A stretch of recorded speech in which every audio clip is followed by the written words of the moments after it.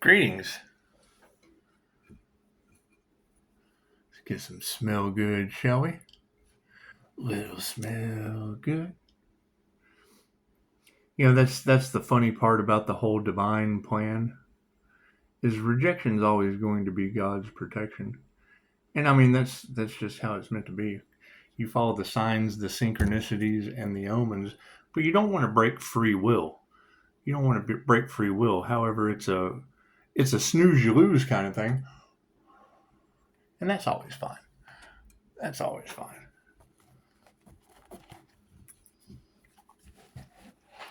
And the whole thing about what you put out comes back to you. That's always the general thing because I mean when you know you know, but you always give everyone a chance to make their own decisions. And it is sad, when we don't know what is hidden behind the moon with the power. and emotions always do. They cloud individuals' judgment because you want to have a no, right? I mean, when we're dealing with intuition, it's always a no. It's not something, because when you're following the divine plan and the divine offers you a blessing, when you reject it, then you're showing the universe that you don't want your blessing. And then you have to move on to the next sign, synchronicity, omen. It's just what it is. It's just what it is. Other than that, then you're manipulating and you're impeding on free will. And then everybody has to deal with that holy shit I missed out aspect of life. And that's what it is. I mean, that's how we learn harmony and balance. That's what it is, especially on the manifestation. So, dun dun dun dun dun. That's what it is. I mean,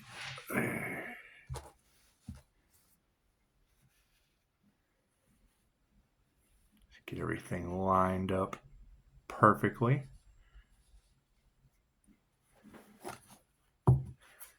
Yeah, I mean, one of the biggest problems with intuition is following intuition, because that's exactly what it is. When a divine blessing comes in and you block it or whatever, then if you don't have a full understanding of what's going on, then the ship takes off and then you get left behind. And that's just how it works. So, God is all that is, angels, archangels, and ascended masters, divine light, I ask that I have a clear and infinite channel for your wisdom at this time for myself as well as other readings for Namaste. That's what it is. I mean, the whole point behind the divine plan, and that's what we keep running into. We keep running into the universe providing you a blessing, and then it's just what it is. You're showing the universe that you're not ready for it, and that's fine. That's fine. And I mean, that's just how it goes. That's how those left behind in prophecy is done when you play the game of life. It's just what it is. And the fact that people are playing games with others' lives is why we've had to depend on divine synchronicities, signs, synchronicities, and omens. That's what it is. I mean, it becomes karmic lessons. And granted, karma isn't good or bad, but when you don't know what is hidden behind the moon, because that's what a lot of the energy that's coming out, the high priestess energy, you don't know, the high priestess knows all. So it's what it is. Am I caught in the upright? No, cool, we'll flip it around. The light on the situation is, it's a health thing. When we're dealing with infinite, immortal, spiritual beings having a human experience with the ability to regenerate, you just want to be, simple in where your energy goes. I mean, you don't want to have someone living forever that can't do the work. So it's what it is. Love is upside down on that situation, and it's what it is. I mean, that's the thing is, a lot of people don't love the health aspects of ascension because that's truly what ascending to the healthier aspects of life as a human life support system is. Yeah, it's what it is. When someone doesn't take the power, there's no show of gratitude to that. That's what it is. I mean, you move on to the emotional side of things, and you just want to be compassionate. That's what it is. I mean, when you're going through the ascension process to be able to regenerate paranormally, it's just what it is. I mean, you don't want to spend your time with something that's not going to jump and take an answered prayer. It's just what it is. So moving forward, yeah, masters in the upright. Emotional mastery of intelligence, because you got to keep in mind this aura that everyone is talking about, this divine light in the land of the immortals, when they christen a child or whatever you want to call it, that aura is made to last for 100 and 150 years before it ever even starts to deteriorate and you to start age. And, when we're talking about lighting the tree and the gift that's coming in for the anointed, it's just like having spiritual protection versus reflecting it out in karma is what it is. People don't know that they're in a tower until the word of spirit comes in and blows the trumpet. That's what it is. As we distance the karmic energies for karmic lessons with spirit upside down. And I mean, it was a beautiful reading first thing this morning. It's like, when the universe presents you with a unicorn and you're met with a angry lion, and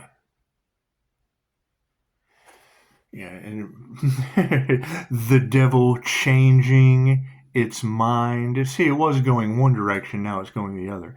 The devil was going one direction, but since they can't beat him, you join him. And when the universe provides you with a blessing, if you don't take it, you're blocking your blessings. You're showing the universe that you don't want what is it's 3D. You look at things as good and bad when we're dealing with the fourth and the fifth dimension of you should know what is behind. You should know what is behind. So that's what it is. They don't meditate. Not meditating on the situation and receiving karmic lessons. That's what it is. I mean, that was one of the first things I noticed when I got into all of this. And that's why you have so many issues as you go through, is the minute that someone rejects the divine, well, then it's a divine rejection and your blessings stop. That's shutting 10 doors. So, harmony and balance on the situation. Here's higher consciousness.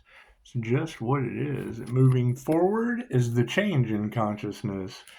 For harmony and balance. I mean, to harmoniously balance something out, you want to look at the aspect of what is meant for you will never pass you by.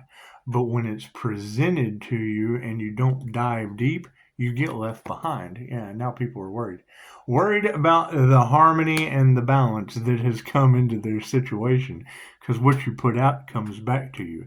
Even with tarot readers, what you put out comes back to you. The energy that you put out comes back to you. The teacher takes on the karma of the student, and you just want to be very, very careful who you share your secrets with. So, manifestation grid. You got a friend in me. And moving forward, yes, it's going to be family in the upright, whether it be soul family, soul tribe, and or otherwise. Because you're going to notice, and I have noticed, with the competition, and even amongst readers, it doesn't matter if it's healers, it doesn't matter if it's readers, it doesn't matter, who they are or what their spiritual gift is. When it comes to intuition, the hardest part of intuition is following intuition. The most difficult thing in a manifestation is you don't talk about the manifestation until it comes to fruition, because then you're impeding on someone's free will. Right? It's just what it is. It's just what it is. And then it's a lesson learned. It's a lesson learned, and your final outcome for the manifestation is you just nurture you nurture the forward motion of the divine plan. Now, there's been a lot of Gemini energy coming in, and yes, I mean we need to pray for that situation, because I cannot prove that when Bastet said do not enter into the realm of the Gemini, where spiritual businesses come with spiritual karma, the signs, synchronicities, and omens didn't lead to something catastrophic. So, and I mean, Bastet is the cat god of the underworld. So, current situation, do we need a card? Yes. Oh, yeah. See, we don't even have to remove the negative energy. I would say that, Egyptian cat gods of the underworld are removing negative energy in these situations due to spiritual businesses coming with spiritual karma. Love, light, and truth always set you free, but when a karma angel appears in your reality, it's for a lesson. Lack of faith in the past is in the upside down position. That's not even a mustard seed of faith, because that's what you got to think. You never know. I mean, think about it. If you walk outside and there's a pony. There's a pony with a sign on it that says "Happy Birthday," and it's your birthday. It's your birthday, and you go, "Oh, well, that can't be for me." And then you walk back inside the house, and the pony runs off down the street. Chances are you're going to be chasing ponies. Masculine is in the upside down position. So that's what it is. What is supporting that situation? Yeah, we achieved it. It's sovereignty. Right? It's another success on the divine path. And yes, people are going to have an ego death now due to it. That will be the supporting energy. So, everyone, and I don't know what I'm going to do for the holidays. With this entire otherworldly, angelic aspect of people without heart chakras having strange paranormal situations happen to them when they're running on. That's so the story goes. I've seen a lot of ninja energy popping up inside the readings. So the story goes, you would have the Shaolin, the monks, handful of them, right? 5, 10, 15, whatever, who had spent their entire lives grounding, centering, balancing, and expanding their light, or their soul's light, their energy. And then when they would go to battle, whatever, here, I'll even tell you the story. You ever drank sake? So, I don't have a sake cup, but I'll give you an idea. So when they bring you sake, it's a little square box. And then with the sake, there's a little round cup. You ever seen it before? It's a square box with a round cup that goes inside of the square box. And the thing about like rice yields, it takes a lot of rice to make wine, to make sake, to make rice wine. It takes a lot. It takes a lot of rice. I mean, people wouldn't really think it would, but rice is little bitty. So the thing with these people was, it was a double-edged sword. You would take Reiki into the beggars, and basically you would teach them how to heal themselves, but they'd have no interest in healing others. You just basically made a bunch of healthy, immortal beggars. So long living. I mean, Okinawa is known as the land of the immortals. So, when you got a bunch of beggars that are all healthy running around the land of immortals, you can see how that could be a problem anyway. So, 600 years ago, 2,000 years ago, that's up for question because none of us were here. However, they talked about a first level attunement costing $10,000 to the elites. Why is this a double-edged sword? Because once someone paid that much cash to get a first level attunement and progress up the ranks, what they found was they would have the healthiest livestock. They would have the healthiest yields because you've got plant Reiki and you've got animal Reiki confirmation. You would have those two things. And what you would end up after a Kundalini activation is love's intent to help or heal acting like a magnet. And then you would have Genghis Khan. You would have different different elite warriors, whatever, with a new God Force energy ability that usually earned them like 100 wives and 1,000 kids. So you're changing the DNA. Everybody is coming from the same bloodline. So a lot of your elite bloodlines come from this type of healing modality or energy vampire or whatever. So when Reiki is omnipotent, omnipresent, and available everywhere, and they lose their life force energy, they have to do something else. They don't do the work. They were spiritual bypassing. There's 100 different ways DNA can jack up a human anyway. Two samurai come in. One is a emperor, has hundreds of wives, thousands of kids. The other one, a couple hundred wives, a couple thousand kids, and they sit down like they do. There's no table between them. They're on the floor. They've got the box. They've got the cup. And honor was a very, very big thing. You do. I mean, disrespecting someone's honor is where the Harry Carry comes in, where they just basically take the samurai sword, match it up to the solar plexus chakra, and self-delete. So that's honor's a big thing. So with this type of honor amongst warriors, they would sit down, they would place the cup, place the box, place the cup on the inside.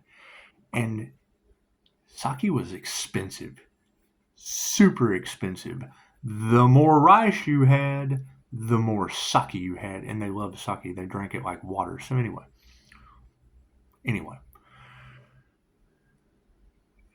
you didn't waste it. It wasn't something, it was very dishonorable, right? Because they were frugal. Anyway, so the whole thing is you wanted to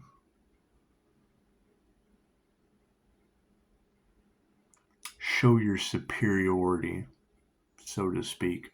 They set a box in front of the other person, put the cup inside, take the sake, and as they would pour the sake, they would get it up to the very top of the cup, and they would try to get it right to show precision, to show how precision they could pour that sake. They'd get it right up. And what the box was for is if it ran over the cup. If it ran over the cup into the box, it was very, very rude. Number one, to waste sake. Number two, to drink it out of the box. You drank it from the cup. It was completely dishonorable to drink out of the box. You drink out of the cup. So,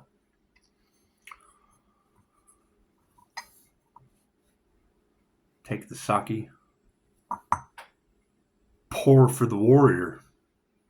Steady hand, eye-to-eye contact, Namaste. The divine in me sees the divine center in you. When I am centered in this place in me, and you are centered in that place in you, in that moment we are one, and I bow to you. In this case, we're going to pour. Pouring into your cup. Get to the top. Okay, great. Even, right even with the top. Didn't spill a drop. Your turn. Go over and pour, and the idea was to get it because you wanted to show gratitude. Get as much in there as possible. I'm going to get as much sake in that cup as I possibly can. However, you have raised the lip on my cup. Now I got to raise the lip on yours. I'm a warrior. Fill it up. One drop fall over the side. The battle was on. Samurai swords came out because you didn't waste sake. You didn't waste the sake, and you damn sure didn't drink it out of the box, as y'all drink box wine nowadays. So it's just what it is. Anyway, so it's all about. I mean, when you're talking about a master's honor, there's very, very key ingredients that come with pushing the limit without rejecting the warrior, and it's what it is. Because, I mean, that was a free will. You didn't want to just go in and start fighting and stealing their rice paddies, because generally, you'd be losing like 100 wives and 1,000 kids. It's just what it is. You would have to be taking. Yeah, it's what it is. If I come in here and I just take you out, the honorable thing to do, if I take all of your rice and all of your livestock, is I got to take 100 of your wives and 1,000 kids too. And that's just how they did it. So, little information there for you on the history of sake. So, hope everyone has a Merry Christmas. And I don't drink, so don't be going out there and drinking sake or getting into some rocky. Have you ever had Rock'em Sock'em Robots? Remember Rock'em Sock'em Robots? Yeah.